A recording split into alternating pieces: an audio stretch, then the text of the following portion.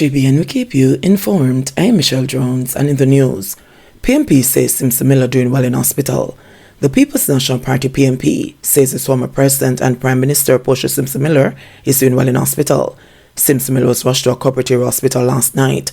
The PMP says the 77-year-old was admitted for non-emergency care, adding that she's been supported by a capable medical team and her loved ones.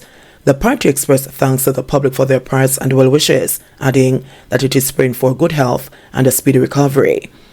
Mentally challenged man killed in Seaview Gardens. A man who is believed to be of unsound mind was shot dead by a gunman along 4C pathway in Seaview Gardens, St. Andrew, this morning. He has been identified as 26-year-old Greg Smith, otherwise called Greg, who is from Yellow Sea Drive in the community. Residents said that the now deceased was killed near Black Sea Drive. They say men from the area are in conflict with those from Yellow Sea Drive, where he lived. The residents surmised that Smith been mentally challenged, strayed, and was killed. It was reported that around 8:25 a.m., Smith was sitting along the pathway when a gunman on foot pounced and opened fire, hitting him in the head. The man escaped from the area. The police, who were summoned, found the body lying on the ground. The scene was processed and the body removed to the morgue. Police said 6 spent casings were found at the scene. Suspect in Santa Cruz robbery turns up at hospital with gunshot wound. Police are reporting that a man believed to be one of 5 gunmen who held up and robbed a licensed firearm holder at a supermarket in Santa Cruz on Thursday morning turned up at hospital with a gunshot wound to his foot. It is believed that the man accidentally shot himself during the robbery on Main Street in the town. A police source confirmed the incident, which reportedly happened about 7:30 a.m. It is reported that the licensed firearm holder, who is said to be an employee of the supermarket, was disarmed by the robbers who made off with the weapon. It is understood that the robbers failed to gain access to a safe and reportedly escaped in a Toyota Wish motor car. This latest incident follows Wednesday's attempted robbery by gunmen on Beryllium Couriers on Bogill near Balaclava in St. Elizabeth. DJ Beko's murder case postponed.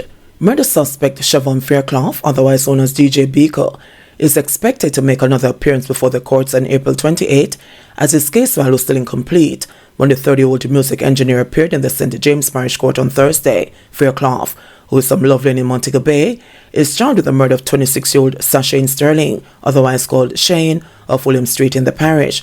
In addition to several case documents still being outstanding, Fairclough's recently retained attorney, whom he identified as Adrian Days, was not in court on Thursday. Presiding Parish Judge Keisha Grant Price rescheduled the case so that the investigating officer could take the necessary steps to ensure the file is complete. Fairclough has been remanded. According to court records, about 10 p.m. on September 28, 2022, Sterling and Fairclough were among patrons outside Rasta Shop on King Street having drinks and listening to music. It is reported that while there, Fairclough allegedly said to Sterling, "P-Wall, you remember when you dissed me, uncle?" Sterling turned around and replied, "Do what you want, do," before changing the music and sipping his drink. It is alleged that Fairclough then walked away, pulled a black-handled kitchen knife from his sweater, raced towards Sterling, and stabbed him in the chest. Sterling collapsed, and a passing motorist assisted him to the Cornwall Regional Hospital, where he was pronounced dead. It is alleged that a patron who saw what happened intervened in an attempt to apprehend and restrain Fairclough, but his efforts were met with resistance from Fairclough, who tried to stab him. Fairclough then allegedly threw away the knife and fled the scene. Following investigations, he was arrested and charged. St. Elizabeth men charged of a series of house break-ins. 2 men have been charged in relation to a series of robberies in Santa Cruz, St. Elizabeth. Charged with larceny, house breaking, and house breaking with intent are 26-year-old Jermaine Finlay and 27-year-old O'Shane Brown, both of Rocky Hill District in the parish. The police report that about 9 a.m. on Monday, Finlay and Brown were seen going through a window of a locked house. The break-in occurred after the owner left. The men reportedly stole 5 pairs of shoes. According to the police, both men left and went to another house which they broke into. The police say they stole a sum of money and other items. Brown and Finlay, according to the police, went to a third property, and while breaking into the house, the cops were called. The 2 men were later held by lawmen with a bag containing 2 pairs of shoes and a jar of coins. On Tuesday, April 4, both men were charged after a question and answer session. Their court date is being finalized. Be extra vigilant when capturing shootings on video, police advise. The police are advising persons who choose to take videos or photos of active crime scenes, particularly shootings, to exercise great caution to ensure they are not in danger of being harmed in the crossfire. This comes against the background of a recent video that emerged on social media depicting the active shootout between Burlem security guards and gunmen last month at the Scotiabank Cookson branch in Portmore, St. Catherine. The security company's crew came under heavy gunfire while servicing the automated teller machines at the bank. The video, which showed bullets ricocheting off vehicles in the vicinity, appeared to have been filmed from the balcony of a nearby building across from the bank, with just a short wall providing some form of protection. It captured two other persons who were also filming from the upstairs building, ducking behind the wall as bullets flew. According to Deputy Commissioner of Police in charge of crime and security, Fitz Bailey, during an active shooting, those who are recording have to be mindful that they do not expose themselves to being accidentally shot by stray bullets in the process. In terms of persons doing the recording, they must consider as well the risk that they may expose themselves to in terms of an active shooting and the possibility of them being injured in the process of recording. So it has its advantages and disadvantages. And in a society where there are so many devices available to every citizen, it's going to be difficult for us not to see more of these types of activities being recorded and circulated, he said.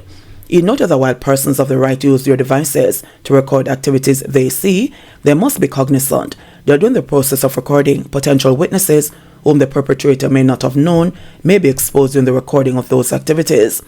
Even while advising persons to exercise caution while filming, DCP Bailey noted, however, that those recordings sometimes provide valuable assistance, such as good intelligence law enforcement during investigations. It helps us to identify possible conveyance that was used in the commission of the crime, the people that committed the crime, among other things. They provide valuable support, and in instances if those persons who take the photos or videos can make themselves available, that would even be more added support for policing, because at least we could authenticate the video that is being circulated, and that video can also be used as means of identifying officially the persons that were involved in the action, he said. There's a flip side, however, as pictures and videos from bystanders can also compromise identification parades, DCP Bailey noted. If there's a need for an ID parade to be held, and those videos of possible suspects are being circulated, it can have some negative impact on the identification parade as well, because when a person's photograph is taken and circulated in the public, it can have implications for possible identification parades or suspects, because defense counsel can draw the clause that the person has been exposed. So that's why, for instance, when you do an ID parade, we try not to expose the photograph of the individual, he said.